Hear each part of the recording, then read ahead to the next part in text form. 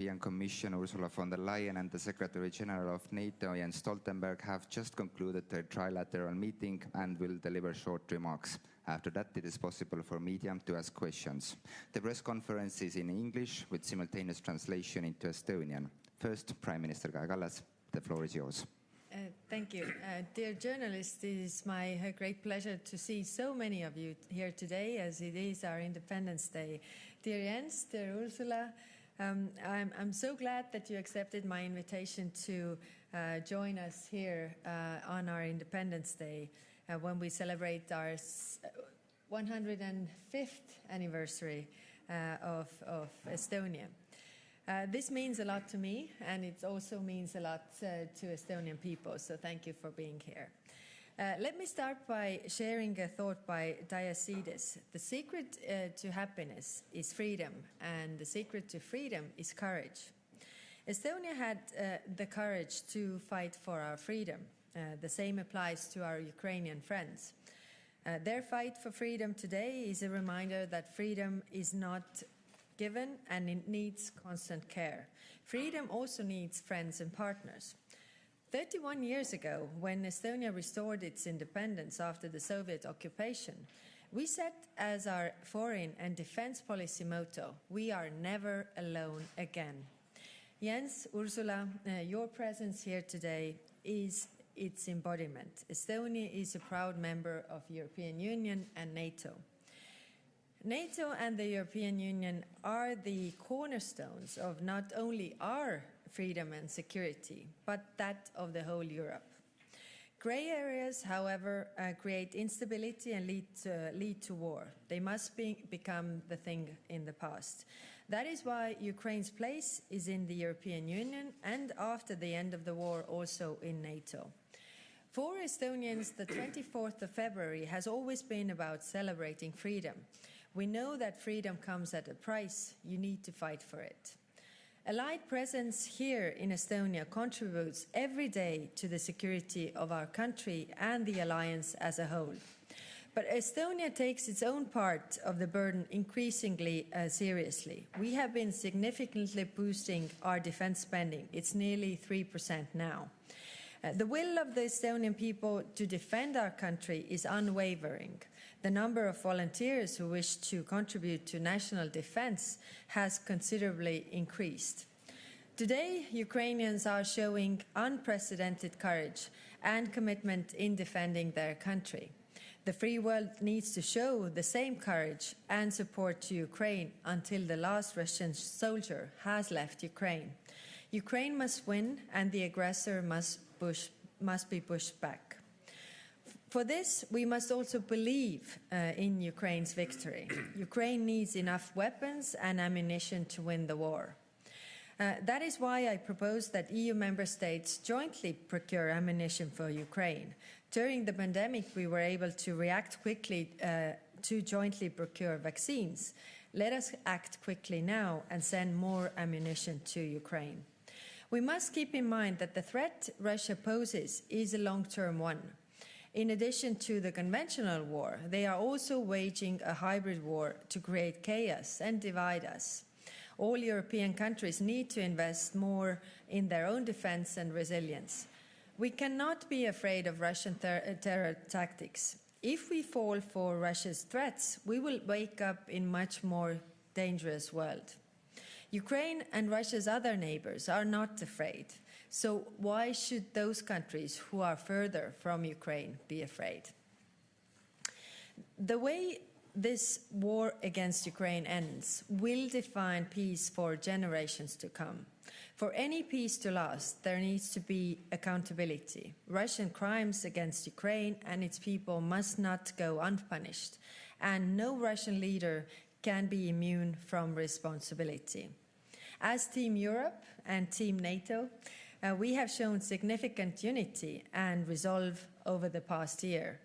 Looking ahead, these are key words we must take with us: courage, belief, accountability, and leave no room for fear. Thank you. Thank you. The President of the European Commission, Ursula von der Leyen, please. Yes, thank you, Prime Minister, Secretary General, dear Jens, dear Kaja. Thank you very much for hosting us in Tallinn on such a special day. Indeed, the day when 105 years ago, Estonia declared its independence. Estonia's determination to remain a free and independent country has been put to the test time and again. But independence was finally restored on the 20th of August 1991. And I also want to share a thought or quote of a famous Estonian, the former president, Lennart Meri, who said, "Europe is not geography. Europe is a unity of principles and an allegiance to principles. Principles shape geography. Geography does not shape principles." End of quote. And this is a truth that Putin has never understood. 1 year on, from the start of his brutal war, Putin has failed to achieve a single one of his strategic goals. Instead of dividing the European Union, he finds us united and determined to stand by Ukraine for as long as it takes.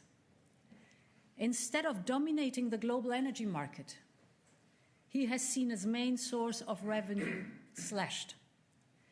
Instead of wiping Ukraine from the map, he is confronted with a nation more vigorous than ever. Ukraine has become a testament to the bravery of a nation which will never relent in its quest for freedom. We have seen that in every single day of the 365 days since the beginning of this atrocious war. And just as Estonia stands proudly as a free and independent state, Ukraine will prevail. Ukraine will prevail because Ukrainians will neither flinch nor step back. And Ukraine will prevail because Europe and its partners and allies will stand firm. But 1 year on, the fight rages on, and Putin has upped the stakes. He is sending hundreds of thousands of young Russians as cannon fodder in the trenches in Ukraine. What we saw and heard earlier this week from Moscow tells us that as the losses mount on the battlefield, so does the desperation, the delusion, and the disinformation. And that shows the strain Putin's regime is under. But it also comes with real and renewed danger for Ukraine, so now is the time to double down. We must keep giving Ukraine the means to defend itself until the Russians end this war and leave Ukraine. And this is why we stand firmly by Ukraine, as determined as ever, to support Ukraine financially, economically, and militarily, to increase our own defense capabilities, and to increase the pressure on Russia and hold it accountable. Russia is increasingly isolated. I think very telling was the vote yesterday in the United Nations, 141 countries that voted in favor of the resolution condemning Russia. Russia is falling backwards towards an autarkic economy, cut away from the world. Our sanctions are eroding sharply its economic base, slashing any prospect to modernize it. We will continue to put pressure on Russia and on those supporting it on the battlefield. We will continue going after Putin's cronies, and we will go after those helping Russia to circumvent sanctions or replenish its war arsenal. At the same time, we work to ensure Ukraine's economic and military resilience. First, with continued financial support, 67 billion euros we mobilized so far. Second, with increased military support, we aim to train 30,000 Ukrainian soldiers in the European Union. Our member states are delivering military equipment, and we will turn to joint procurement to deliver urgent military supplies for Ukraine, such as 155mm ammunition. Equally important is to work with our defense industry to ramp up the production of this ammunition and other equipment needed by Ukrainian forces, but also to replenish our own stocks. And dear Kaja, you rightly so brought attention to this at the last European Council, and we are taking action. Finally, this is not just about winning on the battlefield. Ukrainians are fighting for their right to choose their own future. And they have already chosen. They have chosen the European Union. They have chosen the unity of principles, as President Leonard Meri said. The Ukrainian soldiers fighting in the trenches of Bakhmut are defending this unity of principles. And in these dark times, the hearts of Ukrainian people are warmed by the confidence that Ukraine will join the European Union one day. This is how principles shape geography. Dear Kaja, today I am proud to stand here together with you and you, Jens, in Tallinn, celebrating Estonia's freedom and independence. And I'm proud that we stand here together in support of the Ukrainian people and their fight for freedom and independence. I am certain that, like the people of Estonia, Ukraine too will prevail. Thank you. Thank you. NATO Secretary General Jens Stoltenberg, please. Prime Minister Kallas, Kaja, congratulations on Estonia's Independence Day, and President von der Leyen, Ursula, it's an honor to be together with both of you here in Tallinn today on this very symbolic day. Over 100 years ago, Estonian troops fought bravely for their freedom and independence. Independence was short-lived, but the Estonian people never gave up. And with the fall of the Iron Curtain, you regained your freedom. And thank you so much for inviting me to be part of the celebrations today. The flag raising ceremony and the wreath laying ceremony was really moving, and it demonstrates how much you value your freedom. Your history is a strong reminder that we cannot take our freedom for granted. Freedom is not for free. We must fight for it every day. Today, it is the Ukrainian people who are bravely fighting for their freedom. And despite a dark year of despair and destruction, their determination and courage will no doubt prevail. 1 year ago, President Putin launched his full-fledged invasion of Ukraine, an illegal war of aggression, in blatant breach of basic international rules. He wanted to break the will of the Ukrainian people, and he wanted to break our unity. President Putin failed. Ukraine stands, and NATO and the EU stand with Ukraine. Yet Putin has not given up his goals. He wants a different Europe where Russia can dictate what neighbors do. He is not preparing for peace. He is preparing for more war. So we must give Ukraine what they need to prevail. Some worry our support to Ukraine risks triggering escalation. But there are no risk-free options. And the biggest risk of all is if President Putin wins. Because the message to him and other authoritarian leaders would be that they can use force to get what they want. That will make the world more dangerous and us more vulnerable. So supporting Ukraine is not just morally the right thing to do, it is also in our own security interest. That is why NATO allies are providing unprecedented support to Ukraine, working hand in hand with the European Union. Again, Estonia is leading by example. providing more military aid as a share of GDP than any other country. NATO presence protects the space for allies to provide this support. Since 2014, we have significantly reinforced our presence and readiness, from the Black to the Baltic Sea, including here in Estonia. NATO's multinational battle group in Tapa, led by the United Kingdom, deters aggression. Fighters from France and Germany help protect your skies. And NASAMS from Spain will augment your air defenses. All this sends a clear message to Moscow. NATO will protect and defend Estonia and every inch of Allied territory.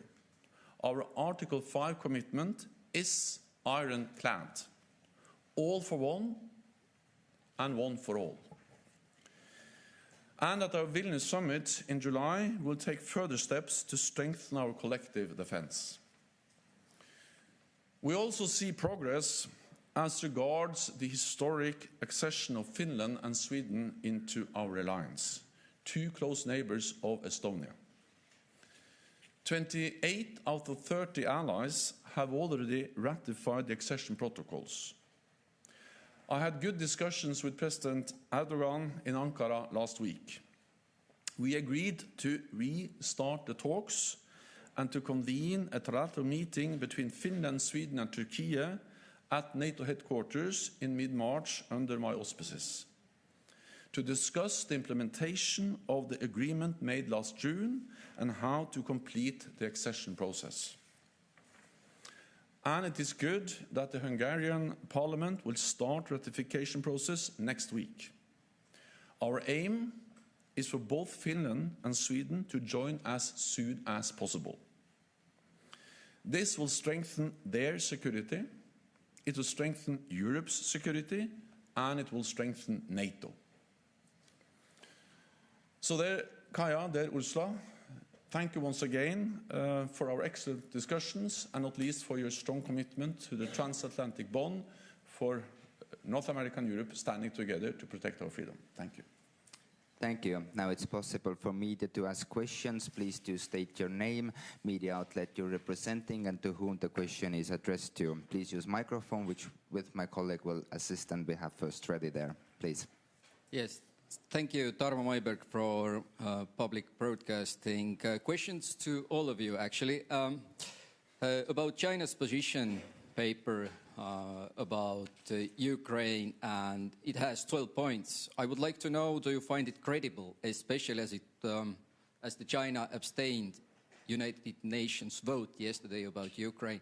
And also, before the war started, US shared intelligent info about Russia's troops and preparation. So, has United States shared any info about its claim made by Mr. Blinken that China is considering giving weapons to Russia?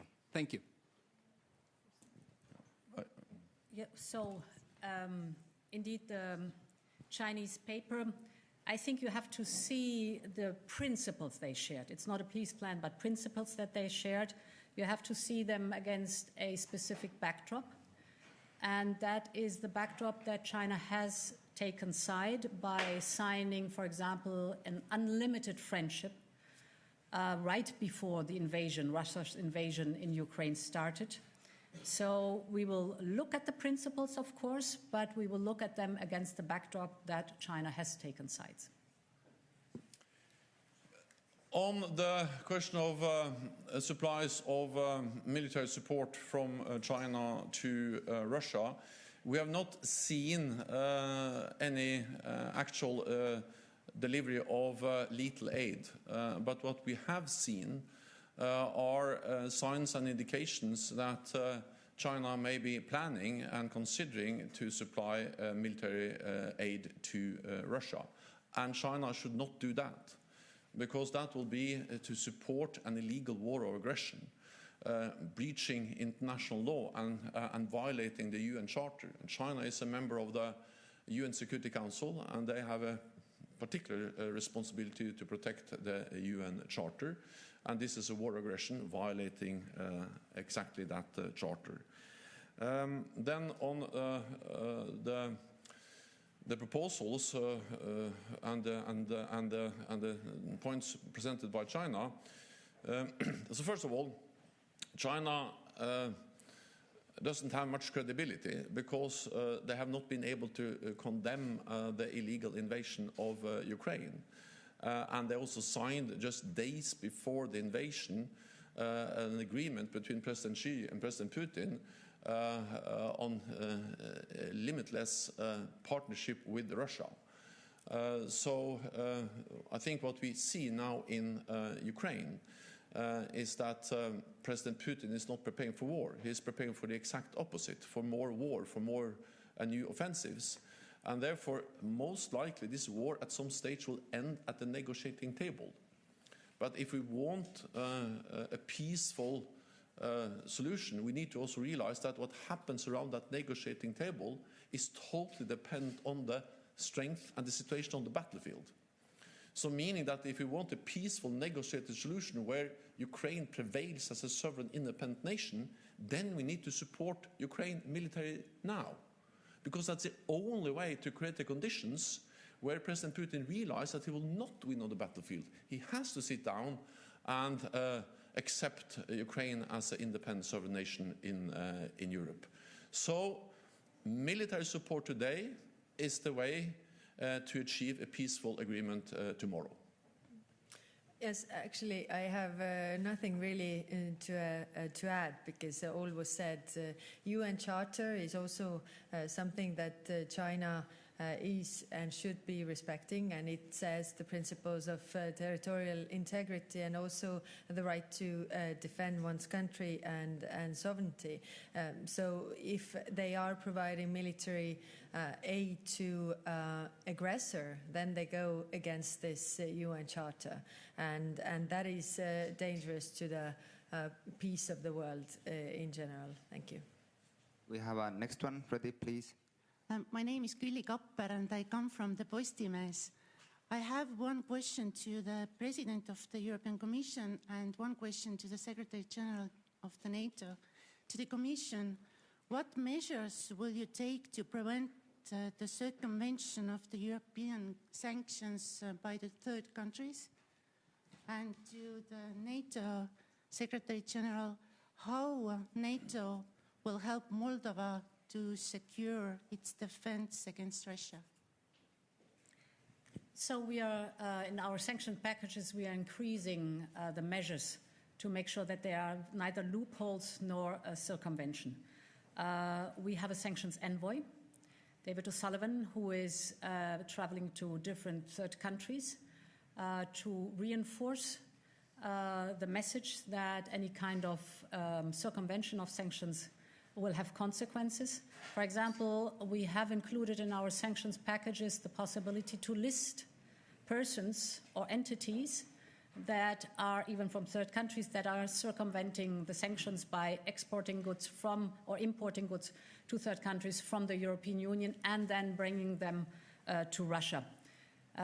So here, increasingly, we are giving a very clear message. This will not be tolerated, and this will have consequences. On Moldova, of course, we are concerned when we see the challenges they face, and that's a direct consequence of the war in Ukraine. Moldova is a close and highly valued partner of NATO. We have been working with them for many years. We have agreed now to step up our partnership and also to help to build defense capacity. We have a tailored defense capacity building agreement in place to help to strengthen their different institutions and to help them to strengthen their resilience. We also welcome, of course, efforts by individual allies. I also know that the European Union is doing a lot to support Moldova. Because I think if there's one lesson that at least we can learn from the war in Ukraine is the importance of supporting those countries which are vulnerable for Russian aggression as soon as possible. and that also applies for Moldova. That's the reason why I need to work more closely and provide more support to Moldova. Thank you. Next one, please. Hello, Herman Gelomes from Delphi. As you all know, any positive signal from these two large multinational powers can serve as a boost for morale for troops on the front lines and an entire nation in suffering. So my question to President von der Leyen would be, Ukraine would like to begin accession talks to the EU within this year. Can you tell Ukrainians what their government can do to make that dream happen? And Secretary General Stoltenberg, President Zelenski is coming to the Vilnius summit, and Ukraine would like to see a clear pathway to membership there. So what can the Ukrainians do to make that dream happen? And I'd like the Prime Minister's thoughts on that as well. Thank you. Yes, the accession process is a merits-based process. So it's not a rigid time-wise, but it depends on the candidate country. And it is amazing to see the determination of Ukraine to go through this thorough process, but at utmost speed. And already their step forward to apply for becoming a candidate country, they had to do a lot. And it was impressive to see how they were delivering while fighting a war. It also shows the functioning of the administration and the highly digitized state of the administration, which is impressive. Therefore, it is, of course, in the hands of Ukraine how they perform, how they reform, how they improve the status of their country with strong support from the European Commission, because this is our task to advise and to support and to help as much as possible on that. So I can only say it is impressive to see the strong will of Ukraine to join the European Union, the willingness to reform thoroughly their country, and all this while fighting an aggressor. This is outstanding. It's in their hands. We will have, as a process, an oral presentation of the progress in spring to the member states, but more important is the report in fall that summarizes for all candidate countries in the accession process their progress during the year. And I am confident that Ukraine will excel in this report in the fall that then will be presented to the member states. I invited President Zelenski to attend the NATO summit in Vilnius in July. I really hope that he can be there in person, but of course it depends on the situation, because he is in the midst of a full-fledged war, invasion of his country. NATO's position on membership for Ukraine remains unchanged. We have stated several times that Ukraine will become a member of the alliance. At the same time, we all realize that the first step to ensure that that will happen is to ensure that Ukraine prevails as a sovereign, independent nation. Without a sovereign, democratic, free Ukraine, the membership will not be an issue at all.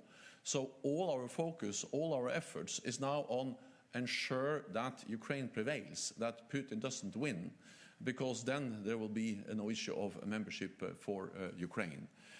Then when this war ends, then of course we need to ensure that history doesn't repeat itself. Because there is a pattern of Russian aggression. Georgia in 2008, Crimea and Eastern Donbass in 2014, and then the full-fledged invasion last year. And we need to make sure that when the war ends now, that Russia is not able to continue to chip away at European security, and we need to break this cycle of Russian aggression. This will be about enabling the Ukrainians to have strong armed forces themselves, so they can deter aggression themselves. But it will also be an issue of creating the framework and the political framework that sends a clear message to Moscow that they cannot continue to attack an independent, sovereign, democratic neighbor, Ukraine. So we need to help Ukraine move forward on the Euro-Atlantic path. Ukraine is part of the Euro-Atlantic family, and the first step is to ensure that Ukraine prevails as a sovereign nation. To add to that, grey areas are a source of conflict and war, and that's why NATO has been the peace project. We have to believe in Ukraine, and therefore we also have to give military aid so that Ukraine can defend themselves, and then when the war is over, then move on with the open door policy of NATO. Thank you. Next one, please. Maris Elrand for German Public Broadcaster ARD. Question to the Secretary General. You mentioned talks with Turkey. How can NATO act on Turkey in order to speed up Sweden's joining process? First of all, this is a priority for NATO and for me. And I'm confident that both Finland and Sweden will become full members of the alliance. Second, I have just met with President Erdogan, and of course we discussed also how we can make progress on the accession of Finland and Sweden, and we agreed to restart the talks to convene a meeting in Brussels at the NATO headquarters with Finland, Sweden, and Turkey, and we need to also understand that so far this has been the quickest accession process in NATO's modern history. Finland and Sweden applied in May last year. Already in June, 30 allies, also Turkey, decided to invite them. And we also, all 30 allies agreed, including Turkey, on the accession protocols, and all 30 allies have signed these accession protocols. Then 28 out of 30 allies have already ratified in the national parliaments. The Hungarian parliament had made declared that they will start the accession process, also the discussions and the decisions next week. And then on Finland and Sweden, I cannot guarantee you any specific date, but on Finland, Turkey has made it clear that they don't see any problems with ratification. With Sweden, some issues still remains. I have made it clear that both Finland and Sweden have lived up to their commitments they signed up to at the NATO summit last year. So I think the time has come to ratify both of them now. But of course, Turkey has another position, and then we have this trilateral mechanism to address how to ensure that the accession process continues to move forward.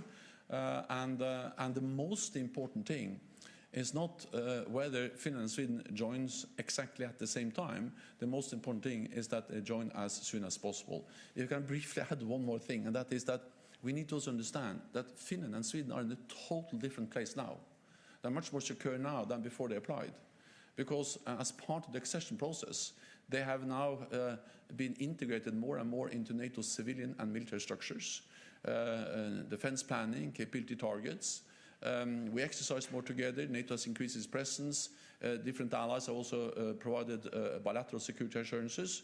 So it's absolutely inconceivable that Finland or Sweden will be faced with any military threats from Russia without NATO reacting. So we are making a lot of progress. We have come a long way already, and I'm confident that we'll also finalize this process. So, and time for final question, please. James Bayes from Al Jazeera. Secretary General, I've already asked you this once this week, but please, can you tell us what evidence you have that China is thinking of giving weapons to Russia? And to all three of you, I know this is the final question, so very quickly and directly, you're here for Estonia's independence, but what message directly to President Putin do you want to send today about Ukraine's independence? Well, we are monitoring closely what China is doing, and we have seen signs that they may be considering and planning to send lethal aid to Russia. This will be a very big mistake. This is very serious, and that's also why the United States and other allies have conveyed so clearly that this should not happen. Then briefly on the message to Moscow. The message to Moscow is that President Putin started this war. President Putin can end this war today by withdrawing his forces. If he doesn't do that, we will stand by Ukraine for as long as it takes. And allies have provided unprecedented level of military support to Ukraine because this is about Ukraine. It will be a tragedy if President Putin wins for the Ukrainians, but it will be dangerous for all of us. And therefore, this is in our own security interest to ensure that Ukraine prevails. Ukraine is not only fighting for its own independence and territorial integrity, but also for universal values.